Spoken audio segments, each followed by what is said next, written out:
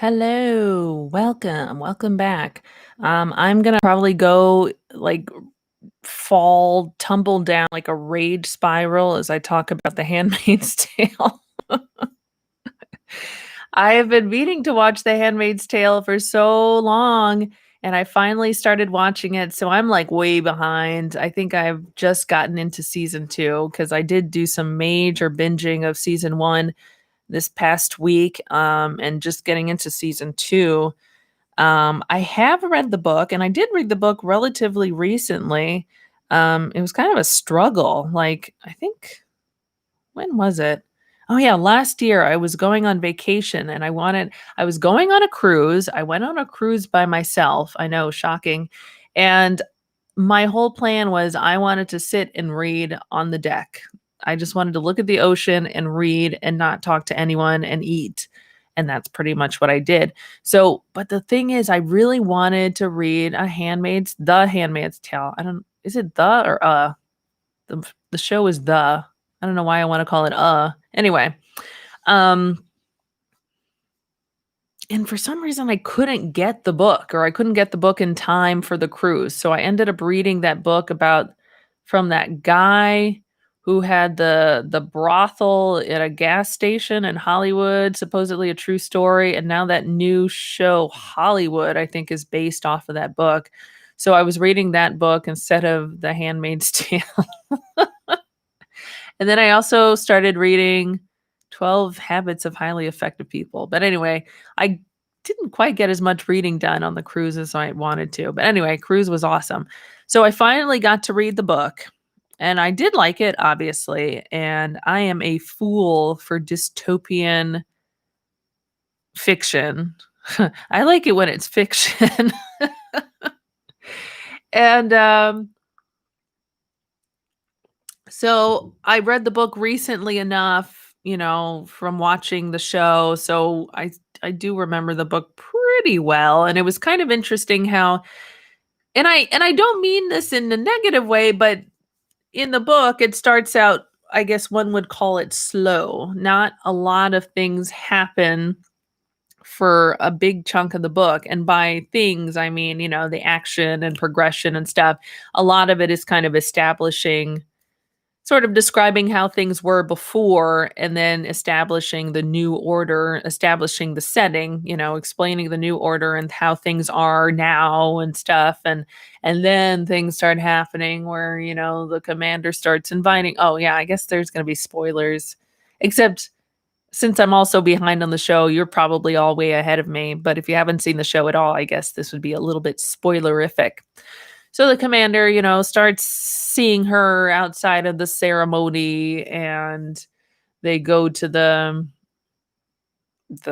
brothel, whatever that thing was called, where the Jezebels hang out, and all that stuff. So it's interesting how they got into that right in the first season. I thought that was going to be a while, but they got into it, and then she's out of the house by the second season. So, geez. And the book doesn't really cover the escape so much. It's kind of like she gets out and then poof, they do the retrospective and kind of are able to explain what happened to her.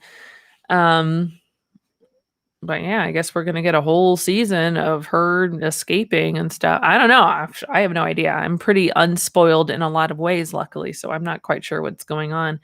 But and then you get to see the colonies. I'm in the colonies stuff right now, which in the book they refer to the colonies a bit here and there, but you don't really get deep into it because obviously she hasn't been to the colonies. She doesn't know what's going on over there necessarily. So we get to see the colonies. And yeah, so this show makes me hate people more than I already do.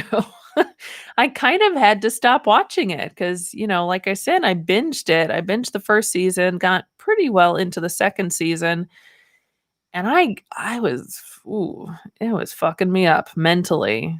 I mentioned in the other video I'm trying to do this law of attraction stuff, and that's actually going pretty well, but you kind of have to be in the right state of mind for it. And it's kind of hard to manifest a relationship when you have a severe distrust of all mankind, which the show is giving me. I mean, not that I didn't have a severe distrust already. The show was sort of bolstering my own distrust. Um, my friend was kind of randomly started talking about, the show and how it highlights obviously the misogyny, but just the general recklessness of men. Well, that recklessness was my word. I can't remember the word she used, but it really doesn't make you like men very much. Of course, hashtag not all men. But man, I mean the commander really embodies so much that is wrong with people, and not just the bad guys, the quote bad guys, not just, bad guys in fiction, but so much stuff you see from a lot of men in general, and a lot of men who consider themselves to be good guys. My friend had asked me, like, somehow we threw out a number. We said, "Oh yeah, and I know you're gonna think we sound so bitter. Oh, why are you so bitter and stuff?" But we were saying, hey, we were commiserating. Get over it. So we threw out a number and said, "Oh yeah, like of 100% of men, 80% are the bad guys and 20% are the good guys." I think that was the number she used.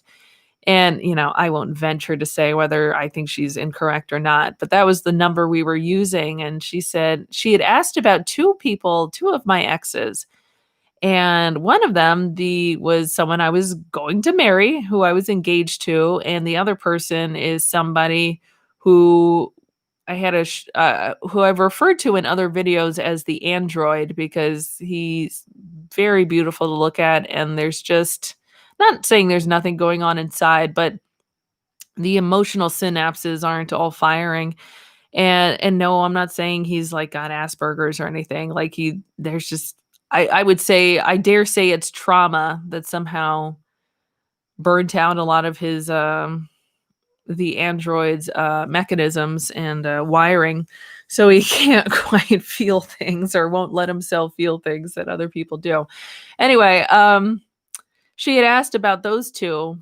I'm not sure why she asked about them in particular, and she kind of out of nowhere said, "Well, do you think those are the good guys or the bad guys?" And I said, for my ex-fiance, "Yeah, I think he is one of the 20% good guys." Um, Everyone would say that. Everyone who knows him would say he's one of the good guys, and he definitely is in many ways, but, I'm not married to him right now, and there's a reason for that. He's definitely got some issues.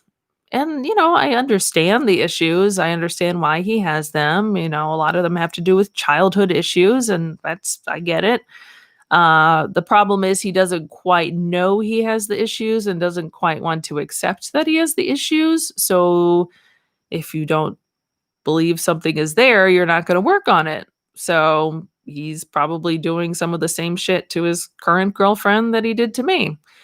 And but I would say generally he's the good guy. The problem is the android, as much as I care about the android, I would say he's one of the bad guys. But here's the thing, he's like a lot of bad guys. And I don't mean bad bad. He's not like committing crimes or raping and pillaging or anything like that. But when I say bad guy, I mean a person who does bad things to people, whether he can help it or not, whether he means to or not. And the thing is, he, like a lot of bad guys, have no idea that he's a bad guy. Kind of like how the vast majority of racists would tell you they're so not racist and they love everybody and they don't see color and blah, blah, blah. Those are kind of the worst of all. They're the most virulent and the most prevalent. So he if you asked him if he was a bad guy or a good guy, he'd say, "Oh, I'm a good guy. I'm totally a good guy." And he presents himself as a good guy. He tells you he's a good guy, which is a red flag when they tell you. I don't think he ever announced to me I'm a good guy, but I'm sure if somebody asked him, he would say, "Oh yeah, I'm a good guy. I'm one of the good ones." The thing is, in order to be a good guy, in my opinion, you have to actually act like a good guy and do good things and do things that good guys would do. A lot of these bad guys who think they're good guys do bad things, and maybe they don't know they're doing bad things. Maybe they um think they had a really good reason to do the bad things, or they just yeah, they just literally don't perceive it as a bad thing that happened, or it was they couldn't help it that one time even though it's 10 times. Um yeah, they're out here wildin', but they had the best of intentions, and they have and not even best more than best of intentions, because who knows what their intentions are. It's the self-perception of a good guy. A lot of good guy or bad guys think that if they believe they're a good guy, that makes them a good guy. I, on the other hand, would venture to say your actions determine whether you're a good guy or a bad guy. Anyway, all that takes me back to the commander because that motherfucker thinks he is a good guy, a good man who loves the Lord and is doing everyone a favor and helping the world. I mean, this person, he really thinks he's doing it out here. Meanwhile, he's, raping a girl every month and, I mean, just doing the most, and but he has no idea, and that's they all think they're good guys, really.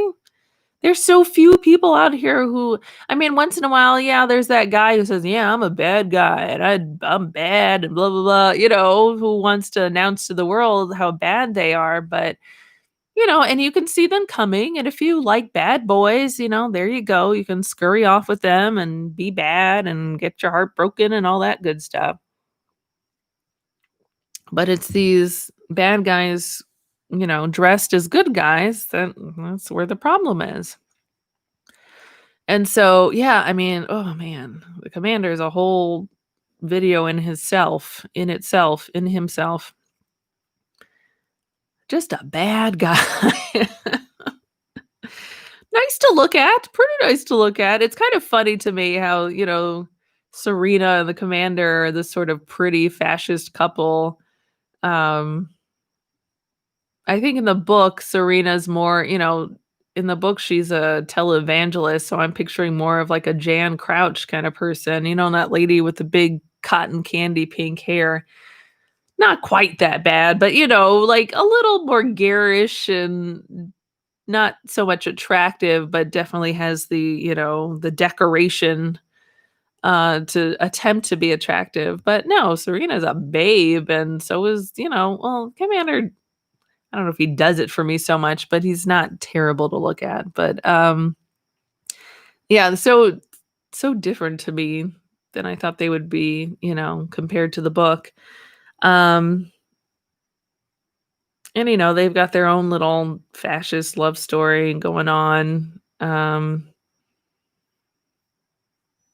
thought and I thought they changed Serena, so she's not a televangelist, she's sort of a conservative scholar, I don't know, or talking head pundit. I'm surprised they didn't make her like a Fox News reporter. I mean, she's got the goods for it. Um, because in as you see in real life, a lot of the time those people, the conservative pundits, if you're a woman, you have to be blonde or at least quote fuckable, or else they're not going to listen to you. Ooh, that's a whole different video right there. I used to work in conservative radio, and, it's a job.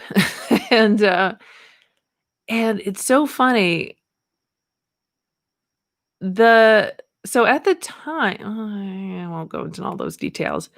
It's amazing. So a lot of the times I would be answering the phones. And so I would definitely get a feel for what the people were feeling and thinking.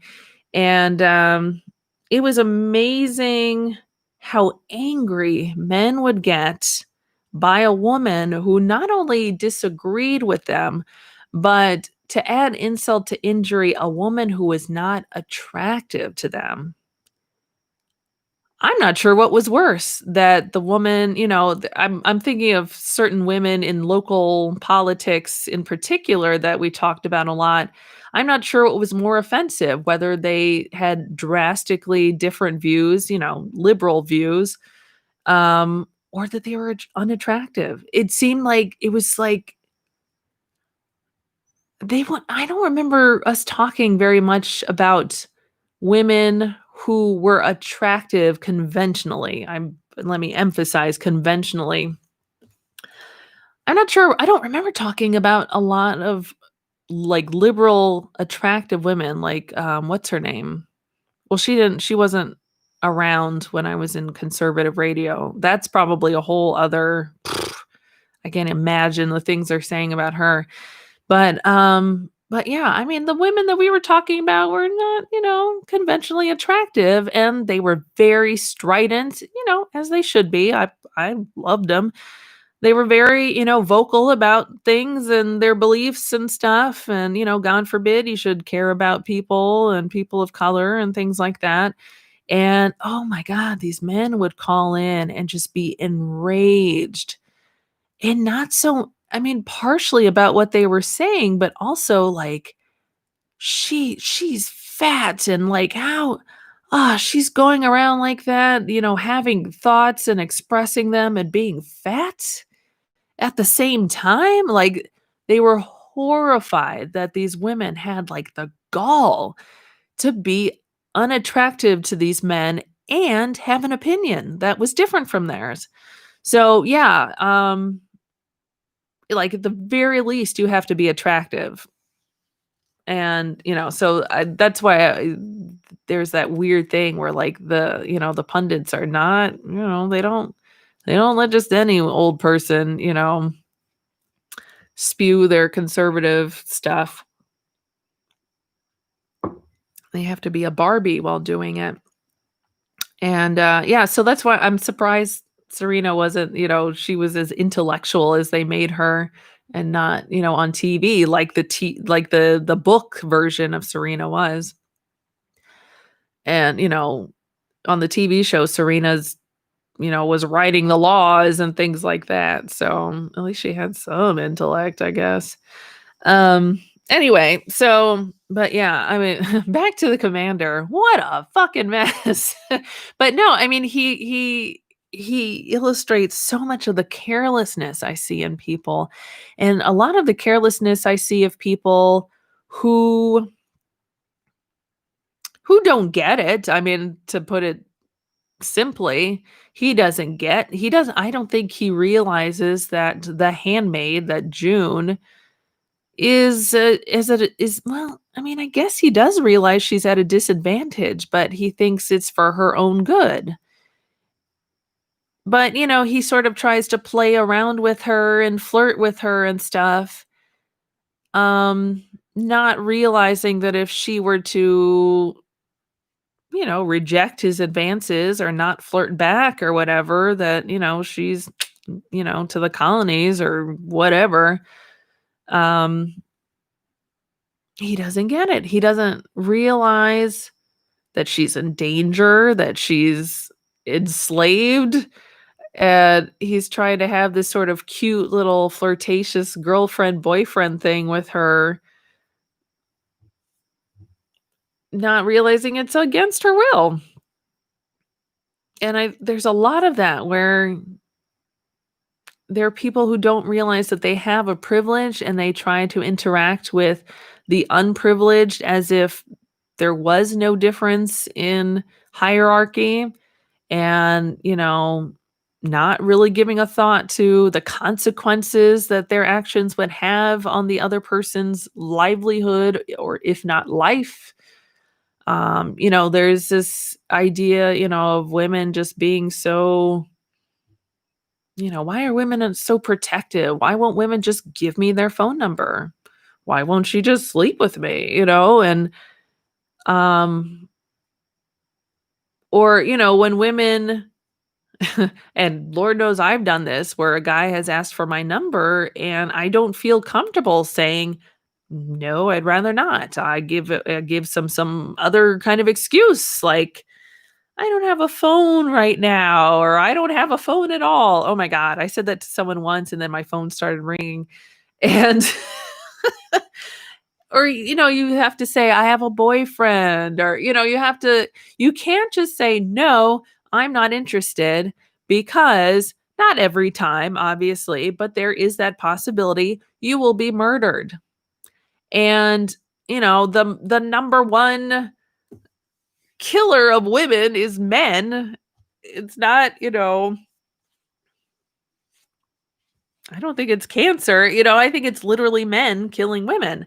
So you have to be careful. Yes, not every man is killing women, but you don't necessarily know which ones are and which ones aren't. So it is kind of like playing Russian roulette. You don't know who's the psychopath who is going to kill you if you say, no, I don't want to give you my number. So you have to dance around and try to be polite and stuff. I mean, of course, women are taught you have to be pleasant and polite and make everyone feel good. There's that too. But also, there's a consequence of death. So, when they don't quite understand, why we're protective of ourselves, and if you tell them, yeah, well, there's, this person who got killed, that person who got killed, my friend got killed, my aunt got killed, my cousin got killed, you can tell them all that. And they say, well, that's not every guy. That's not me, So, and the guys who do kill the women, once again, probably thought they were good guys who just had to kill somebody because, man, she really made them mad. And, yeah, so his carelessness with June is just it's maddening, and it's not only maddening to watch on TV, but it's maddening because you know those people. You interact those people who are so unaware of what your circumstances are. And no, people can't be mind readers or know everyone else's situation and stuff, but man, a little empathy and patience or kindness goes a long way. You don't have to know everybody's issues or problems, just sort of act like a human being and it'll sort of take care of itself. And I thought it was so funny. I wish I had like chapter and verse. I could tell you which exact scene on what episode I'm talking about, but there was this scene. I guess Juna became pregante at this point, and, it was the scene where Serena Joy was, like, setting up the nursery, and the commander came in and sort of making small talk, and then he says, "Okay, I'm sorry that I said that you brought, I'm sorry about the things I said." He's referring to the conversation where he blamed Serena Joy for bringing temptation into the house, and therefore that's why he was fooling around with the handmaid.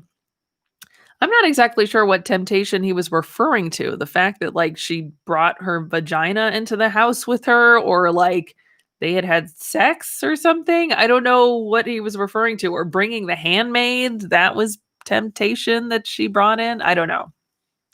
Of course, he's completely like unaware of his, actions and has to blame it on the nearest woman. That was enraging. But so he's apologizing for that. And then he says something like, well, soon, Serena, we're going to have this baby and she'll be gone, referring to June, the handmaid, as if June was somehow the cause of all of this. And I was like, that is such a man thing to say. It's not me. It's not what I've done. I'm not the cause of our problems. You're not the cause of our problems. That woman, she's gonna leave and everything's gonna be all right when she goes. Even though they fucked up with the first handmaid and had to bring in another one, how many handmaids are you gonna bring in through the doors? But, oh, no, it's definitely the handmaid's fault. Oh my god, like, that was amazing, and I love that the writers included that, or that he said the line that way, because that was so we all know that guy. We all know that guy or know of that guy. It was that woman, if she did it. And Sarita seemed to be consoled by the idea of, "Oh, it's gonna be just the 2 of us and the baby, and she's gonna be gone," but I don't know if she really believed that.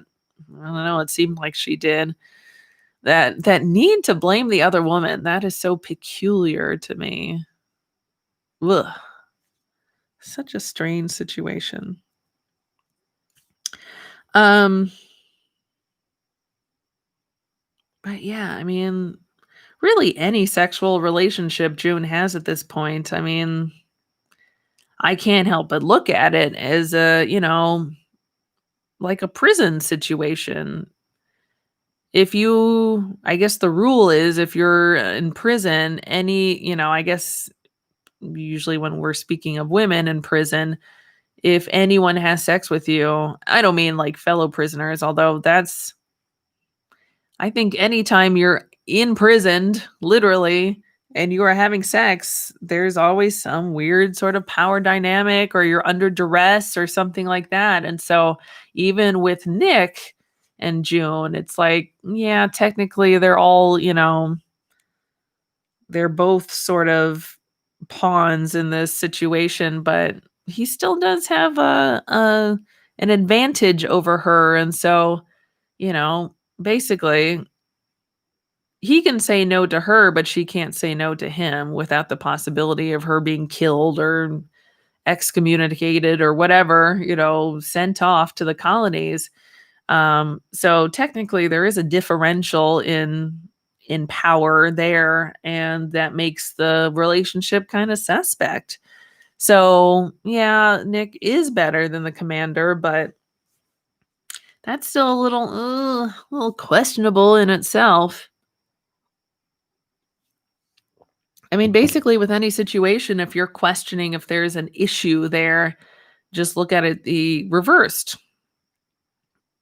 Can she say no to him the way that he could say no to her? No. And I mean, definitely with the commander, he can say yes to her. She can say yes to him, but he can say no to her and she can't say no to him.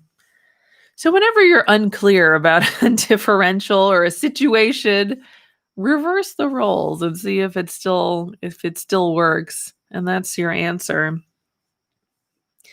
I always think it's like that, when people get upset that some white person can't play the role of a black person, a black character. It's like, okay, so Hollywood says it's okay for the white person to play the black person's role. But does Hollywood let the black person play the white person role? And yes, there are some situations where that has happened, but is it the rule? Not so much. So you just gotta flip it around. Anyway, I think my triggering is done for now, so I guess I'll move on.org and go to sleep. You have a lovely night.